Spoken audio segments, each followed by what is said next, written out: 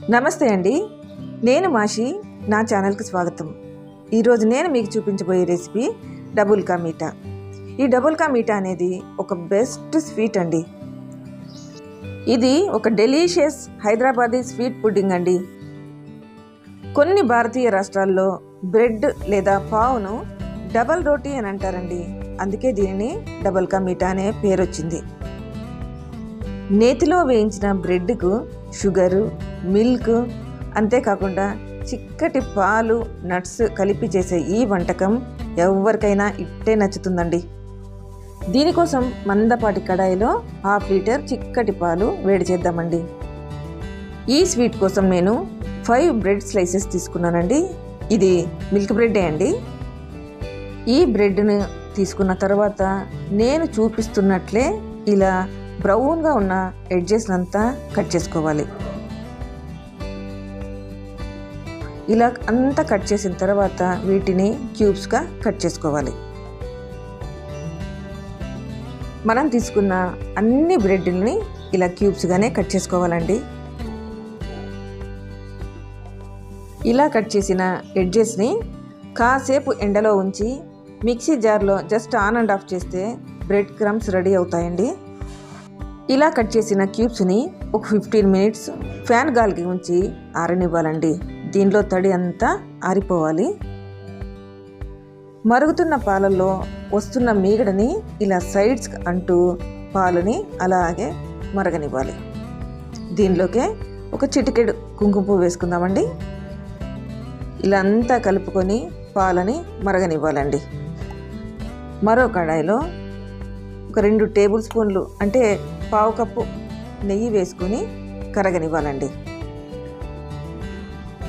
ఇప్పుడు కరిగిన నెయ్యిలో కొన్ని జీడిపప్పులు వేయించుకుందామండి.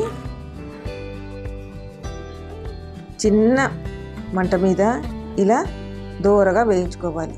లైట్ గోల్డ్ కలర్ వచ్చింది చూడండి, ఇలాగ వేయించుకోవాలి.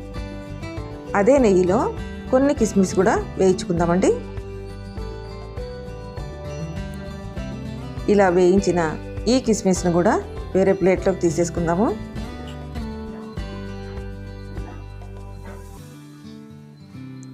వీటన్నింటిని పక్కన తీసిన అదే నెయ్యిలోనే మనం కట్ చేసిన బ్రెడ్ క్యూబ్స్ని వేసి వేయించుకోవాలి.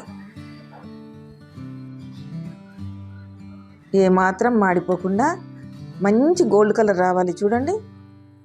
2 వైపులా ఒకే కలర్ వచ్చేలా ఇలా వేయించుకోవాలండి.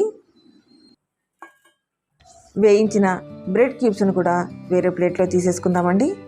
కట్ చేసిన బ్రెడ్ క్యూబ్స్ని కాసేపు ఫ్యాన్ గాలికి ఉంచి ఆరనివ్వడం వలన ఇలా వేయించినప్పుడు తక్కువ నెయ్యిని పీల్చుకుంటాయండి. అందువల్లనే ఆరబెట్టాలి అన్నాను. 1/2 లీటర్ పాలు చిక్కగా మరిగి సగానికి వచ్చాయండి. మనకు కావలసిన రబడీ తయారైందండి. ఇది చల్లారిన తర్వాత మరి కాస్త దగ్గరగా వచ్చేస్తుంది. ఇప్పుడు మరో ప్యాన్ తీసుకొని 1/2 కప్పు షుగర్ వేసి అందులోకే 1/2 కప్పు వాటర్ వేయాలి. ఈ స్వీట్కి కావలసిన షుగర్ సిరప్ రెడీ చేద్దామండి. ఇలా కలుపుతూ ఉంటే చాలా త్వరగానే పాకం రెడీ అయిపోతుందండి.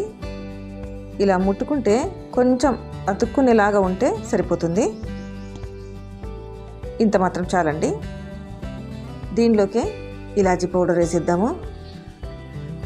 ఇలాచీ పౌడర్ వేసి ఇలా కలుపుకుందాం. ఇలా ఉడుకుతున్న ఈ షుగర్ సిరప్లో వేయించిన బ్రెడ్ పీసులన్నిటిని వేసేద్దామండి. ఈ బ్రెడ్ పీసులన్నీ పాకంని బాగా పీల్చుకోవాలండి. ఒక 2 నిమిషాల పాటు ఇలా ఉంచితే సరిపోతుంది. ఇప్పుడు దీనిలోకి మనం ప్రిపేర్ చేసిన రబడీని వేసేద్దామండి. కొంతమంది ఒట్టి పాలే వేస్తారండి, కానీ పాలను రబడీగా చేసి ఈ డబుల్ కా మీఠాలు చేర్చడం వలన దీని టేస్ట్ డబల్ అవుతుందండి. మరి కాసేపు ఉంచేసి స్టవ్ ఆఫ్ చేసుకోవాలండి. ఈ బ్రెడ్ అంతా ఈ రబడీని పీల్చుకొని దగ్గరగా వచ్చేస్తుంది. ఇప్పుడు దీని మీద వేయించిన జీడిపప్పు, కిస్మిస్ని వేసుకుందామండి. అంతే అండి, అందరూ ఎంతో ఇష్టపడే డబుల్ కా మీఠా రెడీ అయిపోయింది. మరి మీ మెనూ కార్డ్లో ఈ హైదరాబాదీ డబుల్ కా మీఠాను రెడీ చేసి మీ ఫ్యామిలీ మెంబర్స్కు మరియు ఫ్రెండ్స్కి దీనిని వడ్డించండి. అందరి కాంప్లిమెంట్స్ అందుకోండి. మరి నా ఛానల్ ఫస్ట్ టైం చూస్తున్నట్లయితే లైక్ చేయండి, షేర్ చేయండి, సబ్స్క్రైబ్ చేయడం మాత్రం మర్చిపోకండి. Thank you for watching.